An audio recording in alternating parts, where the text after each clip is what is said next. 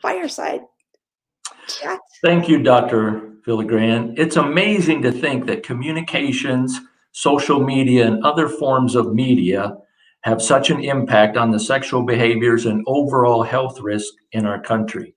Dr. Villagran will now be joined by Dr. Victor Guerrero, a primary care physician with Baylor Scott White, BUTA, providing preventive wellness, management of chronic conditions, and urgent care services.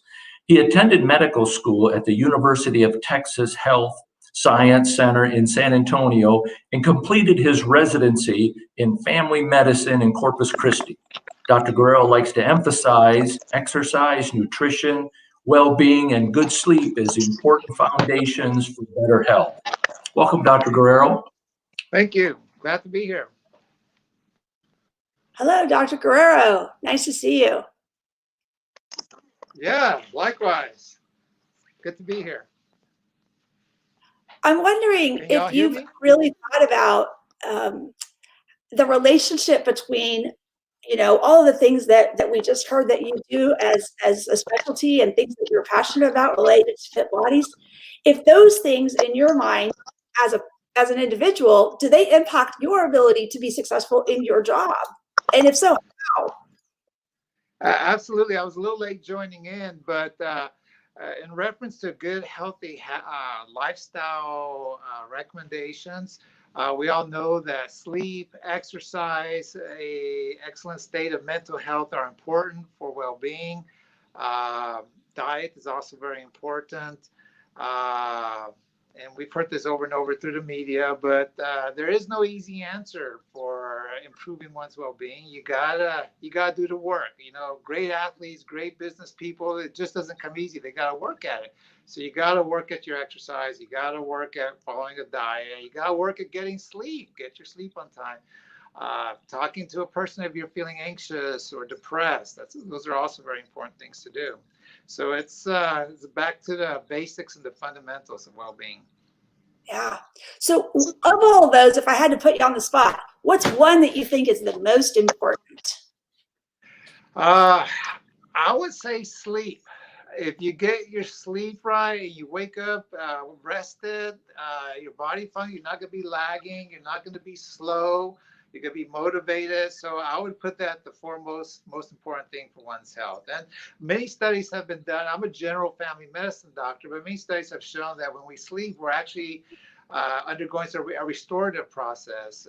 There's free radicals being repaired and all kinds of other healing processes and resetting going on.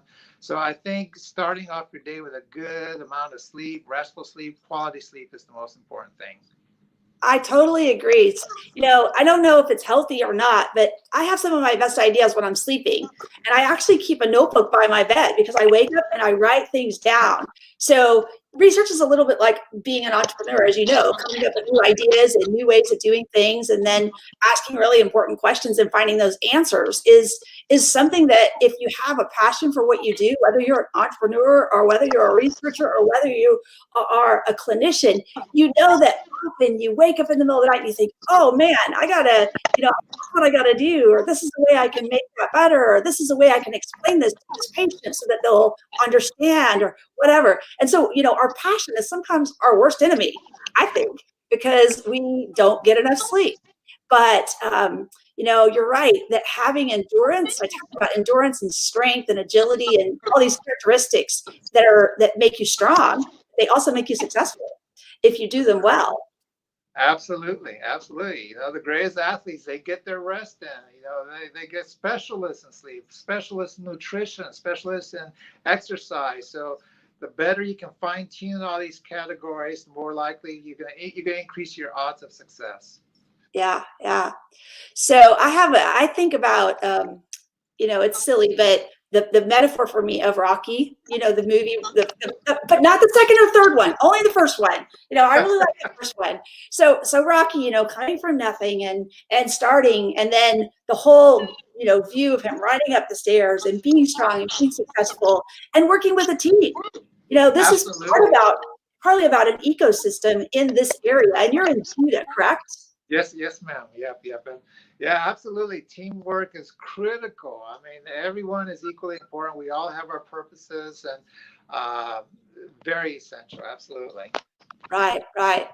So working, in the idea of being fit and having a strong body and being a successful entrepreneur, are there any things as a physician that you would recommend that somebody can do just on a daily basis that might be easier to do than harder if you can't step away from your computer, if you have to kind of engage all the time? Because people are, I think, are letting that go because we're in front of Zoom and whatever channel more than ever.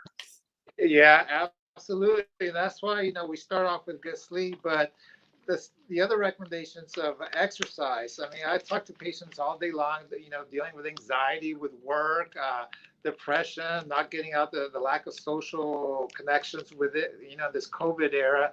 But when you exercise, you're actually improving your good endorphins. You're improving the ratios of neurotransmitters in your brain, the good stuff, serotonin, dopamine.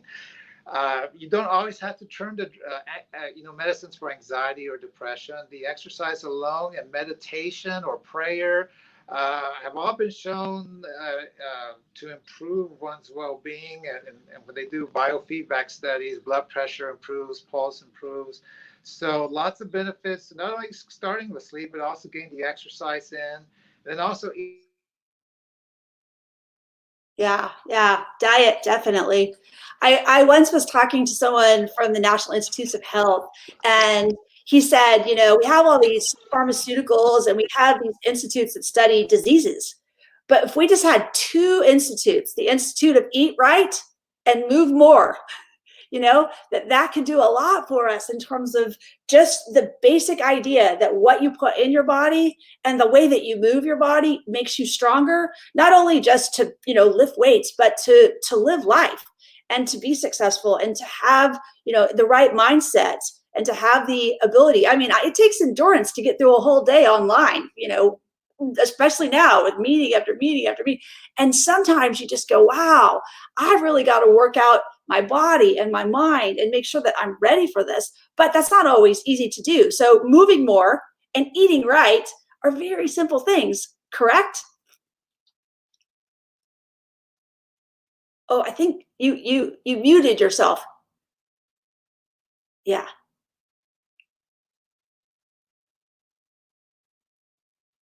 Oh, we lost we lost your audio. Oh boy. Sorry. Okay. Well, I'm gonna.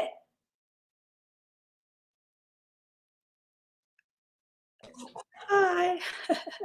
I think we lost audio. Dr.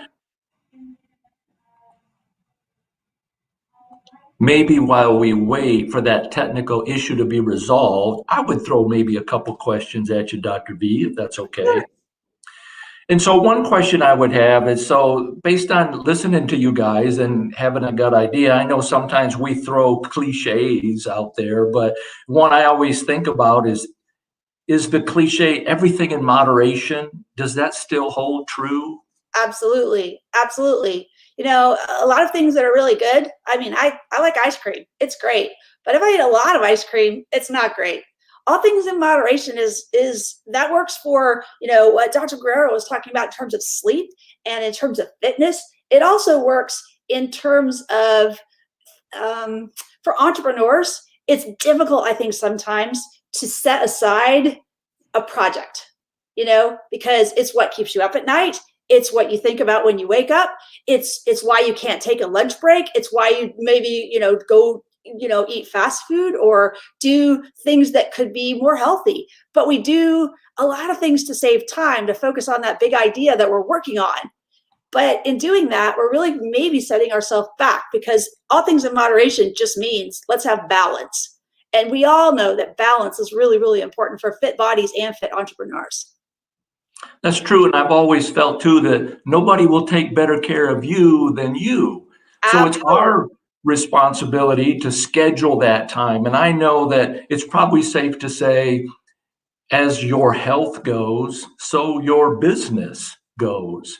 So if you're not doing those things in moderation or taking care, planning to eat correctly or eat right or exercise. There's a time and a place for all that stuff. Do we have Dr. Guerrero back? Oh, No, we're still muted there. I would say, the pandemic has done nothing if not told us that you have to be ready for the unknown. And in this case, of course, obviously nobody could have planned for this, but when you are healthy, that means that you're going to be the most agile and most able to adapt to whatever comes your way. And when you're kind of slow and sluggish, you might not be as responsive as you need to be in the business environment where you're working. So being really strong means being healthy and being agile enough to adapt to the marketplace and be able to adapt to the circumstances in your community and in this case, in the world. Mm-hmm. You had mentioned one thing about the pandemic, and one of the questions I might ask is, it seems that we always want to label nations, countries, states on where they rank. So where do you think our nation might be heading with respect to our overall health? Do we have volume on Dr.? Do you have volume? Oh, no, gosh. Not yet. No. Oh. Hello? No, we still can't hear you, Doctor. No volume. I'm so sorry. I'm so sorry. Well, where do I think we're headed? Boy, that's a $64,000 question, right? I think that we collectively are taking very seriously the things that we need to do. But again, we talked about balance, and the trick for obviously the business industries that are really impacted by the pandemic is to find the balance between being economically viable and maintaining your business and your company, while at the same time maintaining the health of yourself and your workforce. And so that's a perfect example of where we're having to kind of really tweak to find the balance that we need to be successful, because obviously there is no crystal ball that tells us when this crazy is going to be over. But along the way, we can't, lose our businesses. We can't lose our ability to launch new products and have new ideas. So maybe the fact that we're kind of stalled on some things gives people a moment to really do more strategic planning and more strategic thinking about what's going to happen, to get us out of this. And then what happens when things return, because I do believe they will. It's just going to be a long process. And that long process has to,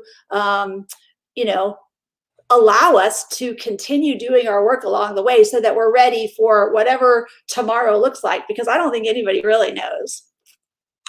No, and we don't. And even though we all hope for some form of normalcy to come back, we don't know if it will and in what capacity.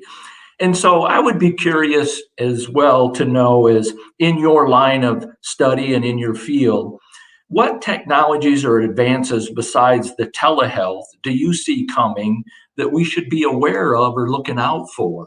Oh, thank you for asking this question. At Texas State, we have a lot of research. So I direct the Translational Health Research Center, which really just means we're taking research and bringing it to reality, that we're making sure that there's a direct connection between the work we do and the people we serve. So when you talk about technology, you're talking about things like digital technology, talking about wearables and sensors, people being empowered to take care of their own health, because we now have the ability to quantify everything we do. I have a daughter that's a quantitative fanatic, and she'll tell me, well, I slept this many minutes and I got this score on my exam. And she tries to find these relationships between, how do I optimize my fitness? How do I optimize my sleep, my health, my diet to do really well at school? And I mean, I applaud her, because I don't have that kind of discipline. I'm not going to lie. But the technology that's available to us now is something that really empowers people to take charge of their health, because you have the ability to see what raises your blood pressure. When eating something or not sleeping actually impacts you in a way where you go, wow, I don't feel good today. And you can really take stock by measuring things yourself. So wearables is one technology for sure. All kinds of wearables. Do we have do we have volume? I hope so. Yay! Dr. G is back. Welcome back. Now, obviously, are you engaged? You're doing telehealth now, telehealth visits? Absolutely. Baylor Scott Scott and White, we've embraced telehealth, and we're doing lots of infectious disease visits, as well as situations where patients are having difficulty getting to the office. It's been a huge benefit to patients as well as to us. Very protective for all involved. So yes, that's one of the benefits of modern medicine and advancements in technology. But do you like it when people like I could either be a good patient or your worst nightmare? I'll ask you. I show up with data, because I have the ability to wear sensors and to use my Apple Watch to track things myself. And so when I go to a telehealth visit, I try to maximize the amount of time by bringing data with me so that when they say, hey, how are you feeling? I go, well, here, look at this, this is my blood pressure. This is everything. I have it ready to go. Yeah, well, we utilize that very much so, in terms of high blood pressure, in terms of monitoring glucose and diabetics. So yes, it helps us tremendously when we can't be there in person and get the numbers ourselves. Very helpful. Yeah. So my husband actually recently had a stroke, and he had a wearable that measured his heart rate, heart rhythm, heart everything, and it sent it for 30 days up into the cloud.